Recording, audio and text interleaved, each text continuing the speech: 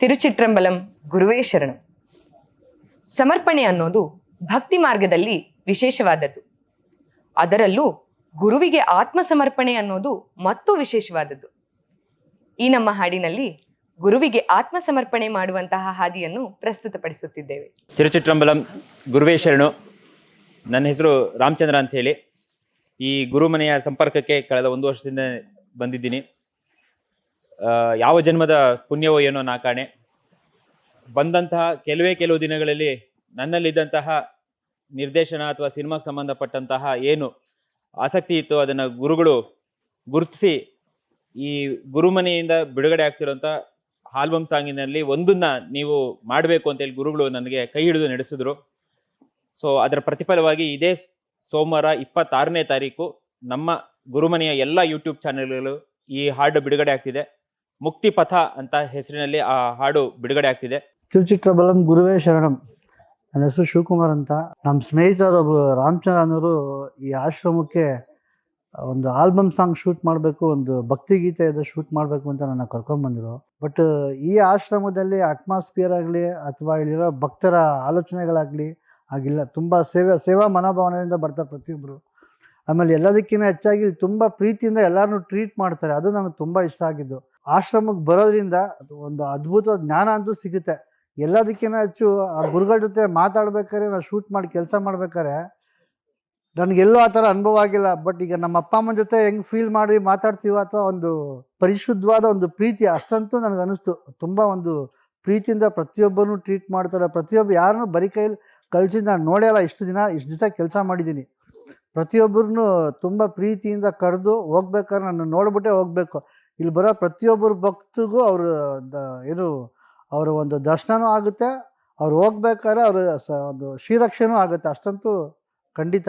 ಕೆಲಸ ಮಾಡ್ತಾ ನಾವೆಲ್ಲ ಇಲ್ಲೇ ಊಟ ಮಾಡ್ತಿದ್ವಿ. ಇಲ್ಲಿ ಪ್ರತಿಯೊಬ್ಬರೂ ಬಡಿಸ್ತಾರೆ. ಯಾರು ಭಕ್ತರು ಬರ್ತಾರೆ ಅವರೆಲ್ಲ ಊಟನ ಅವರೇ ನಿಂತು ವಾರಗಟ್ಟಲೆ ನಿಂತ್ಕೊಂಡು ಸೇವೆ ಮಾಡ್ತಾರೆ. ನಾನಂತೂ ಆ ಥರ ಎಲ್ಲೂ ನೋಡಿಲ್ಲ ಇವತ್ತವರೆಗೂ. ಸುಮಾರು ಆಶ್ರಮಗಳಲ್ಲಿ ಕೆಲಸ ಮಾಡಿದ್ದೀನಿ. ಆದರೆ ಇಲ್ಲಿರೋ ಭಕ್ತರ ಆಲೋಚನೆಗಳು ಬೇರೆ. ಅದು ತುಂಬ ಖುಷಿಯಾಗಿದ್ದು ನನಗೆ.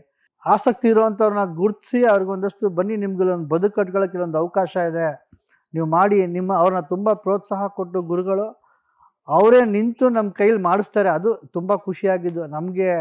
ನಮ್ಮ ಹತ್ರ ಇದೆ ನಮಗೆ ಗೊತ್ತಾಗಲ್ಲ, ಬಟ್ ಅದನ್ನು ಅವರು ನಿನ್ನ ಹತ್ರ ಇದಿದೆ ಅಂತ ತೋರಿಸ್ತಾರೆ.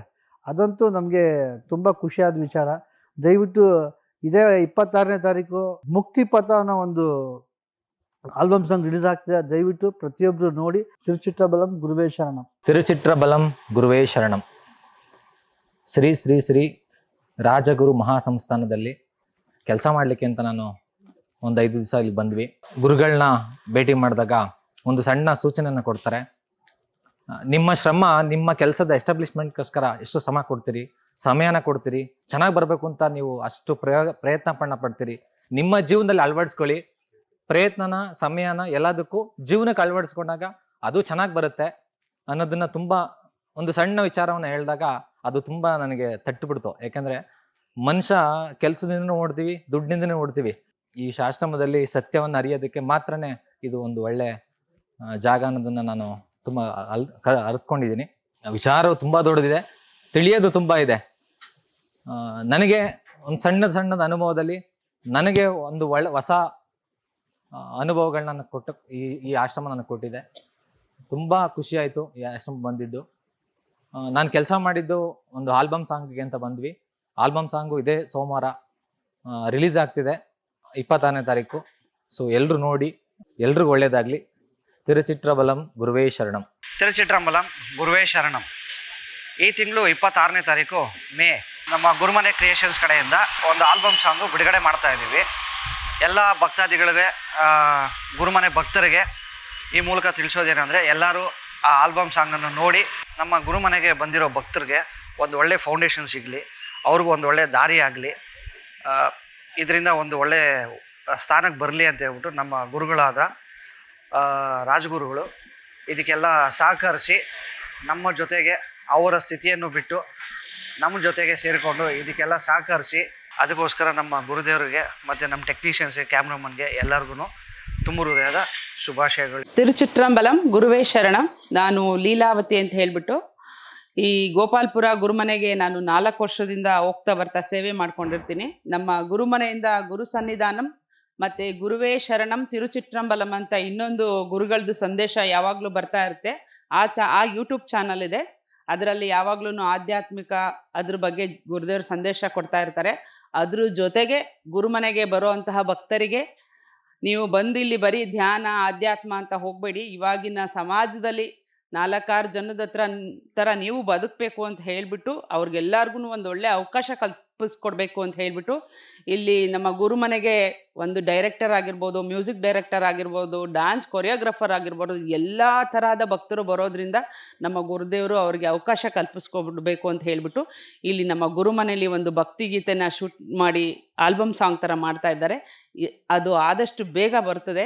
ದಯವಿಟ್ಟು ಅದನ್ನು ನೋಡಿ ಎಲ್ಲ ಅರಿಸ್ಬೇಕು ಅಂತ ಕೇಳ್ಕೊತೀನಿ. ತಿರುಚಿಟ್ರಂಬಲಂ ಗುರುವೇ ಶರಣಂ. ಗುರುವೇ ಶರಣ. ನಾನು ಒಂದು ಆಲ್ಬಮ್ ಸಾಂಗ್ಗೆ ಬಂದೆ. ಇಲ್ಲಿ ನನಗೆ ಒಂದು ಹೊಸ ಅನುಭವ ಆಯಿತು. ಗೋಪಾಲ್ಪುರ ಎಂಬ ಊರಿನ 1 ಕಿಲೋಮೀಟರ್ ದೂರದಲ್ಲಿ ಒಂದು ಆಶ್ರಮ ಇದೆ.